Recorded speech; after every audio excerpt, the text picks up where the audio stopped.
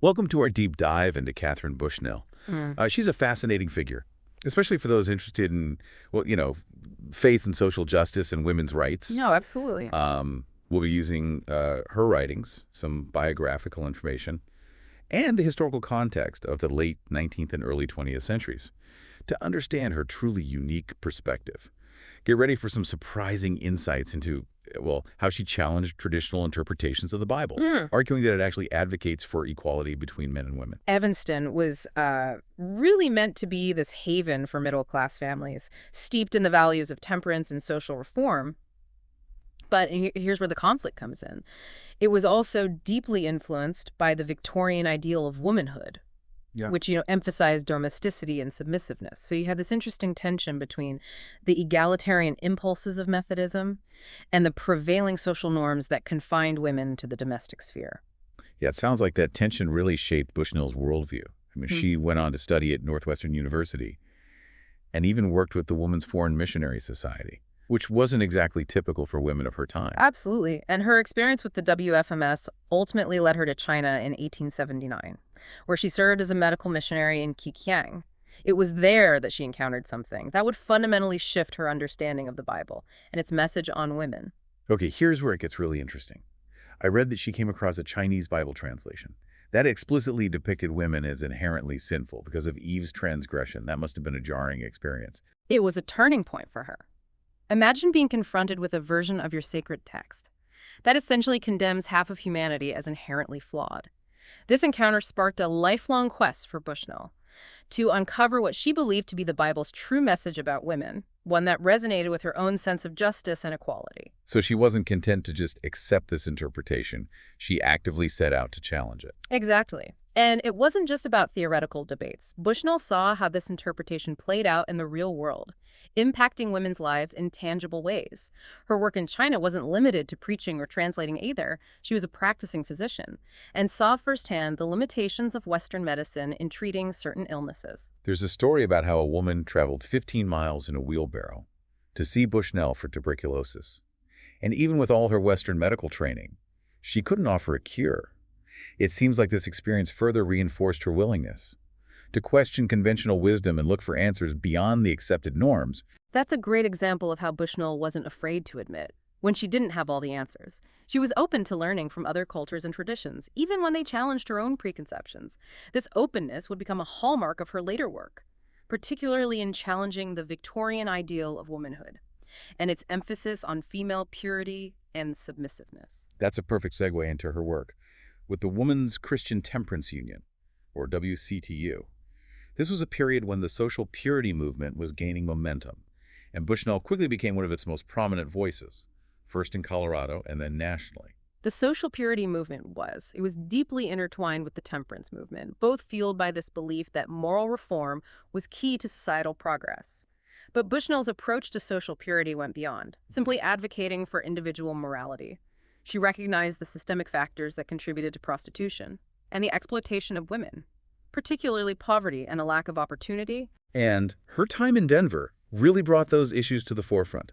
The city was notorious for its red light district, and she saw firsthand the devastating impact of prostitution on women's lives. Her experiences in Denver cemented her belief. The prostitution wasn't simply a matter of individual choice. It was a symptom of a larger societal ill, one that demanded a systemic response. And this is where her challenge to the Victorian ideal of womanhood comes into play. Right. It's like she was saying, look, this ideal of feminine purity actually makes women more vulnerable, not less. It sets up this double standard where men are given a pass for their behavior, while women bear the brunt of the consequences. Exactly. She argued that this double standard permeated every level of society, from the legal system to social norms and even religious teachings. And this realization would eventually lead her to investigate one of the darkest sides of this system, the trafficking of women, often referred to as the white slave trade. Bushnell's investigation into the white slave trade in Wisconsin, it was a turning point in her career. She uncovered this network of brothels, operating under the guise of dance halls and saloons, exploiting young women who had been lured from rural areas with promises of employment. It's hard to imagine the courage it must have taken to delve into such a dangerous and shadowy world. Her investigation led to the passing of legislation protecting women. which became known as the Kate Bushnell Bill. This is a significant victory, but it also revealed, the deeply entrenched nature of the system she was fighting against. And this fight took her all the way to India, where she exposed the hypocrisy of British colonialism and its impact on women. Yeah, in India, Bushnell was horrified by the system of regulated prostitution that catered to British soldiers and officials. She saw how the very empire that claimed to bring civilization and morality to the East was actively exploiting and abusing women. I was particularly struck by a quote from her report, The Queen's Daughters in India. She wrote about how the military was willing to feed her starving body for the sake of its worth as an instrument of self-indulgence. It's a stark indictment of the way women's bodies were seen, as mere commodities within this system. It's a powerful statement that reveals the depth of Bushnell's outrage. And what's even more remarkable is that, she didn't limit her critique to British imperialism. She saw the same patterns of exploitation and abuse happening all over the world, fueled by a patriarchal system that devalued women and denied them agency. So all of these experiences, from her childhood in Evanston to her work abroad, were ultimately leading her towards a radical reinterpretation of the Bible's message on women. Exactly, and that's where her groundbreaking biblical scholarship comes in. After years of activism and research, Bushnell turned her attention to challenging the very foundation of the arguments used to justify women's subordination, the Bible itself. Her magnum opus, God's Word to Women, was the culmination of this work. This book was a direct challenge to centuries of accepted biblical interpretation. It wasn't just about pointing out mistranslations or cultural biases, though she did that too. It was about offering a completely different reading of familiar stories, one that centered women's experiences and affirmed their equality. One of her most famous critiques was of the curse of Eve from the book of Genesis. This interpretation had long been used to justify women's pain in childbirth and their supposed subordinate role to men. But Bushnell argued that this was a complete misreading of the text. I'm curious, how did she approach this particular passage? What were some of her specific arguments? Well, Bushnell pointed out that the Hebrew word often translated as rule over could also be interpreted as desire for. She argued that the text wasn't describing a hierarchy of power, but rather a dynamic of desire and longing between men and women. That ultimately led to their downfall. It's a nuanced interpretation. That shifts the focus away from blaming Eve for humanity's sin and towards understanding the complex interplay of human relationships. That's fascinating. It completely reframes the whole story, and it demonstrates how she was willing to delve into the original languages and really dissect the text to uncover what she believed to be its true meaning. Exactly, and she didn't stop there.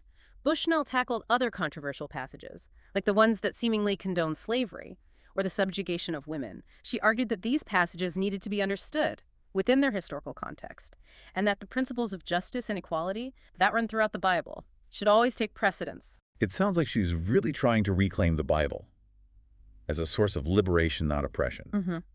But I imagine this work wasn't always well received, especially in the increasingly conservative religious climate of the early 20th century. You're absolutely right. While her ideas did have an impact on the burgeoning feminist movement and progressive social reformers, she faced significant pushback from more traditional religious circles. I know she also took a controversial stance against birth control, which further alienated her from some potential allies. Her opposition to birth control stemmed from her belief that it would ultimately lead to further exploitation of women by men. She saw it as a way for men to avoid responsibility for their actions and feared it would undermine the sanctity of marriage. So even within the progressive movements of her time, she was often a lone voice, pushing the boundaries of what was considered acceptable. It's amazing how she managed to stay true to her convictions, even when they put her at odds with those who might have otherwise been her allies. That unwavering commitment to her principles is a testament to her strength of character. And while some of her views might seem outdated today, we can't underestimate the courage it took to challenge such deeply held beliefs in her time. Her willingness to speak truth to power, even when it meant standing alone, is a legacy that continues to inspire. Yeah, and I think that's a perfect point to transition into a discussion about her legacy and how her ideas resonate with contemporary discussions about gender roles and equality. Indeed, it's quite remarkable how her work, which was often marginalized during her lifetime, has experienced a resurgence of interest in recent decades, particularly among Christian egalitarians and feminist theologians. It seems like Bushnell was a woman constantly pushing against the boundaries of her time. It makes you wonder, how did she reconcile these progressive often radical views with her own deep Christian faith. That's a key question. For Bushnell, there wasn't a contradiction between her faith and her activism. She firmly believed that true Christianity was inherently liberating, especially for women. She saw the Bible not as a tool for oppression, but as a source of empowerment.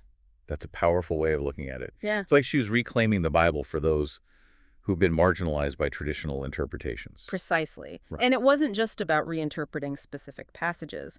Bushnell emphasized the overarching themes of justice and compassion and equality that run throughout the scriptures. She argued that these principles should guide our understanding of all biblical teachings, even those that seem to contradict them on the surface. Can you give us an example of how she applied this approach to her work? Well, her experience with the Chinese Bible translation, that portrayed women as inherently sinful due to Eve's transgression, is a perfect example. This encounter wasn't just an intellectual dilemma for her, it was a spiritual crisis. She felt deeply that this translation was a betrayal of the gospel's message of grace and equality, a message that had profoundly shaped her own life. It's like that experience ignited a fire in her, a determination to uncover what she believed to be the Bible's true message about women. Exactly. And that passion fueled all of her work, from her efforts to reform prostitution to her groundbreaking biblical scholarship. For Bushnell, fighting for the equality and dignity of women wasn't just a social cause, it was a sacred calling rooted in her understanding of God's will. I'm starting to see how her faith wasn't just a backdrop to her activism, but rather the driving force behind it. It wasn't just about changing laws or social norms, but about aligning human society with what she believed to be God's divine order, an order that inherently valued women as equals. That's a great way to put it. And that's why she was so critical. Of those who used the Bible to justify the subjugation of women, she saw it as a perversion of the scriptures and a betrayal of the Christian message of love and justice. Her work challenged not only traditional interpretations of the Bible, but also the power structures that benefited from those interpretations. It's amazing to think about how her work continues to resonate with contemporary discussions about gender roles and equality, both within and outside of religious contexts, even though some of her views, like her stance on birth control, might seem outdated today. Her core message about the inherent dignity and equality of women is as relevant as ever. Absolutely. Bushnell's legacy is complex and multifaceted. On one hand, she serves as a powerful example of the impact one individual can have in challenging deeply entrenched systems of belief and power. On the other hand, she reminds us that the journey towards equality is often messy and fraught with contradictions. We don't have to agree with all of her views. To appreciate her courage and her unwavering commitment to justice. It's not about simply labeling her a hero or a villain, but engaging with the complexities of her life and work, and seeing what we can learn from both her successes and her shortcomings. She challenged us to think critically about our own traditions, and to be willing to speak out against injustice, even when it's uncomfortable. And I think one of the most important takeaways from Bushnell's story is the power of reclaiming our own narratives. She refused to let others define her faith or her womanhood. She dug deep into the sources, challenged traditional interpretations, and ultimately forged her own path. That's such an empowering message for all of us, regardless of our faith or background, to be willing to question, to challenge, but to ultimately define our own truths. As we wrap up this deep dive into the life and work of Katharine Bushnell, I hope you're left with a sense of awe at her intellect, her courage, and her unwavering commitment to justice. If you're intrigued by her story, I highly encourage you to explore her writings further, particularly God's Word to Women. It's a challenging, but ultimately rewarding read that will make you question everything you thought you knew about the Bible and its message on women. And perhaps, like Katharine Bushnell, you'll be inspired to challenge the status quo and fight for a more just and equitable world.